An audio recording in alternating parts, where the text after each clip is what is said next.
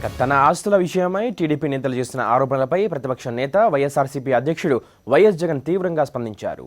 ముఖ్యమంత్రికి, మంత్రులకు వైఎస్ జగన్ తనదైన రీతిలో గట్టి సమాధానం చెప్పారు.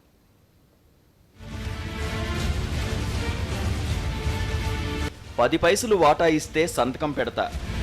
సీఎం, మంత్రులకు విపక్ష నేత జగన్ సవాల్. కాంగ్రెస్, టీడీపీ కుమ్మక్కై నాపై కేసులు పెట్టాయి. సాక్షి పెట్టుబడిదారులకు లాభాలే. శాసనసభలో ప్రతిపక్ష నేత స్పష్టీకరణ. ప్రతిపక్ష నేత ఆస్తుల మీద ఏపీ అసెంబ్లీలో వాడివేడి చర్చ జరిగింది.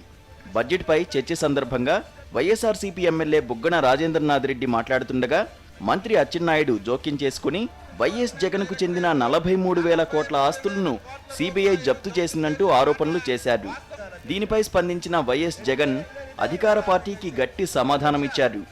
అధికార పార్టీ నేతలు చెప్తున్నట్టుగా తనకు 43,000 కోట్ల ఆస్తులు ఉంటే అందులో 10 పైసలు భాగం ఇస్తే చాలు, ఎక్కడ సంతకం పెట్టమంటే అక్కడ పెడతానని అధికార పక్ష నేతలకు విపక్ష నేత జగన్ సవాల్ విసిరారు. అచ్చెన్నాయుడు గారి దగ్గర నుంచి చంద్రబాబు నాయుడు వరకు అందరికీ ఒక ఛాలెంజ్ చేస్తున్నా.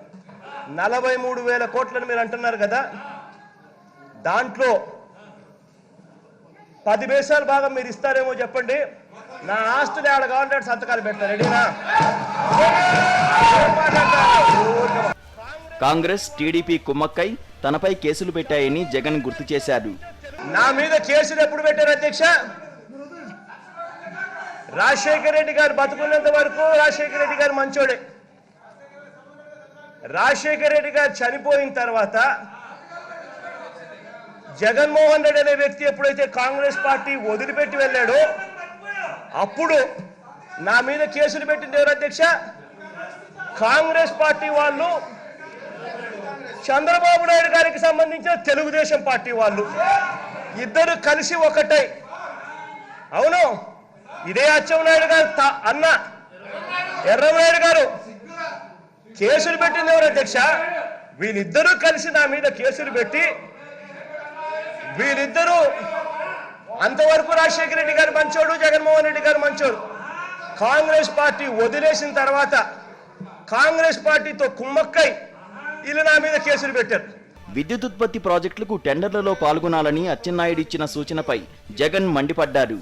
ప్రాజెక్టులు అయిపోయిన తర్వాత టెండర్లలో పాల్గొనాలని సూచించడం ఏమిటని ప్రశ్నించారు. ఈ రాష్ట్రంలో తండ్రి అధికారాన్ని అడ్డం పెట్టుకొని కిట్ ప్రోకో అనే పదం అధ్యక్ష, ఇదేదో అచ్చెన్నాయుడు గారు నేను చెప్పడం కాదు, లేకపోతే ఏదో తెలుగుదేశం పార్టీ చెప్పడం కాదు అధ్యక్ష.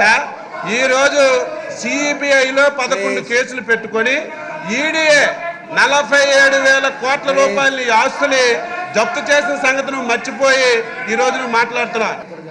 జగన్మోహన్ రెడ్డి గారి దగ్గర చాలా డబ్బు ఉందని చెప్పడం జరిగింది అధ్యక్ష. చాలా పుష్కలంగా ఉన్నట్టు ఆయన ఏమన్నా మంత్రివర్యులు ఏమన్నా చూసారా ఆయన దగ్గర?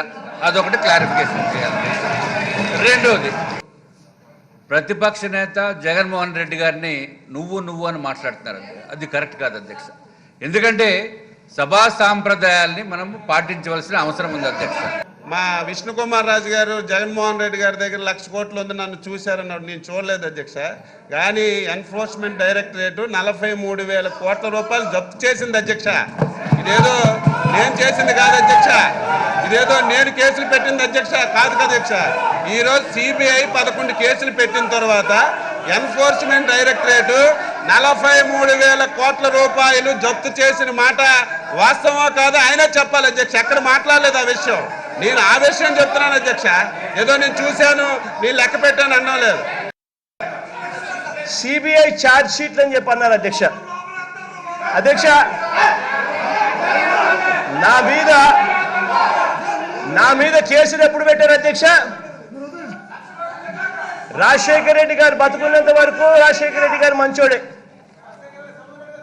రాజశేఖర రెడ్డి గారు చనిపోయిన తర్వాత జగన్మోహన్ రెడ్డి అనే వ్యక్తి ఎప్పుడైతే కాంగ్రెస్ పార్టీ వదిలిపెట్టి వెళ్ళాడో అప్పుడు నా మీద కేసులు పెట్టింది ఎవరు అధ్యక్ష? కాంగ్రెస్ పార్టీ వాళ్ళు, చంద్రబాబు నాయుడు గారికి సంబంధించిన తెలుగుదేశం పార్టీ వాళ్ళు ఇద్దరు కలిసి ఒకటై, అవును ఇదే అచ్చెన్నాయుడు గారు అన్న ఎర్రమనాయుడు గారు కేసులు పెట్టింది ఎవరు అధ్యక్ష? వీళ్ళిద్దరూ కలిసి నా మీద కేసులు పెట్టి వీళ్ళిద్దరూ అంతవరకు రాజశేఖర రెడ్డి గారు మంచోడు, జగన్మోహన్ రెడ్డి గారు మంచోడు. కాంగ్రెస్ పార్టీ వదిలేసిన తర్వాత కాంగ్రెస్ పార్టీతో కుమ్మక్కై వీళ్ళు నా మీద కేసులు పెట్టారు.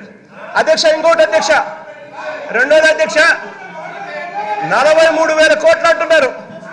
మొత్తం 11 ఛార్జ్ షీట్లు కూడా లెక్క కడితే తేలేదంత తెలుసా? మీరు మొత్తము ఆరోపణల కింద ఆరోపణల కింద చూపించింది, ఆరోపణల కింద ప్రూవ్ అయింది కాదు, ఆరోపణల కింద చూపించింది కేవలం 1,200 కోట్లు. ఆ 1,200 కోట్లలో కూడా 1,200 కోట్ల రూపాయలలో కూడా క్రైమ్ పీరియడ్కు సంబంధం లేని విషయాలు.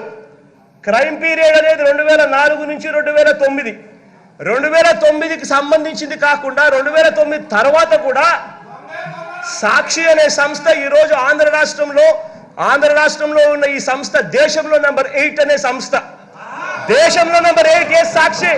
చెక్ చేసుకోండి, IRS రికార్డ్స్, ABC రికార్డ్స్. అటువంటి సంస్థ ఈనాడు వాల్యుయేషన్ కన్నా సగం ధరకే సాక్షికి ఇన్వెస్టర్లకు షేర్లు ప్లేస్ చేసింది. ఎక్కడా దీంట్లో స్కాము లేదు. ఇన్వెస్ట్ చేసిన వాళ్ళంతా బంచోళ్ళు, ఇన్వెస్ట్ చేసిన వాళ్ళంతా లాభాల్లోనే పయనిస్తున్నారు. దానికి ఆ వాల్యూ ఉంది. ఎవరి దగ్గర ఎవడు నష్టపోయిన పరిస్థితులు ఎక్కడా లేవు. సాక్షి అనేది ఇవాళ number 8 in this country, ABC records, IRS రికార్డుల ప్రకారం. కాబట్టి ఎవడు ఈనాడులో ఇన్వెస్ట్ చేసినోడు నష్టపోలా, సాక్షిలో ఇన్వెస్ట్ చేసినోడు ఎవడు నష్టపోలా. కాబట్టి దయచేసి మీ రికార్డులన్నీ ఫస్ట్ పూర్తిగా మార్చుకునే కార్యక్రమం చేసుకోండి. ఫస్ట్ ఫ్యాక్స్ అయితే మీరు తప్పుదోవ పట్టించే దానికోసం ఎక్కడికెక్కడో తీసుకొని పోయి